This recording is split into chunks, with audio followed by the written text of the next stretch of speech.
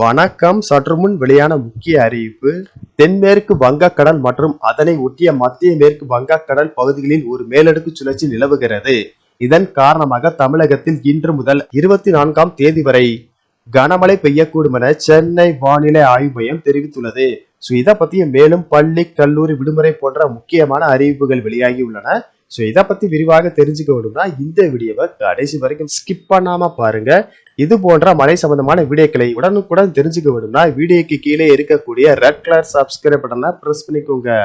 சற்று முன் சென்னை வானிலை ஆய்வு மையம் வெளியிட்டுள்ள அறிவிப்பில் தமிழகத்தில் இன்று முதல் ஜூன் 24ஆம் தேதி வரை கனமழை பெய்யக்கூடும் என தெரிவித்துள்ளது. அதன்படி இன்று வட தமிழகத்தில் ஒரு சில இடங்களிலும், புதுச்சேரி மற்றும் காரைக்கால் பகுதிகளிலும், தென் தமிழகத்தில் ஓரிரு இடங்களிலும் இடி மின்னலுடன் கூடிய லேசானது முதல் மிதமான மழை பெய்யக்கூடும். மேலும் இன்று அடுத்த 3 மணி நேரத்தில் திருவள்ளூர், சென்னை, விழுப்புரம், கள்ளக்குறிச்சி, கடலூர், அரியலூர், பெரம்பலூர், திருச்சி, மயிலாடுதுறை, நாகப்பட்டினம், தஞ்சாவூர், திருவாரூர், புதுக்கோட்டை, சிவகங்கை, ராமநாதபுரம், மதுரை, விருதுநகர், தூத்துக்குடி, செங்கல்பட்டு, காஞ்சிபுரம், திருவண்ணாமலை, கிருஷ்ணகிரி, திருப்பத்தூர், வேலூர், ராணிப்பேட்டை மற்றும் தென்காசி மாவட்டங்களில் ஓரிரு இடங்களில் இடியுடன் கூடிய கனமழை பெய்யக்கூடும் என தெரிவித்துள்ளது.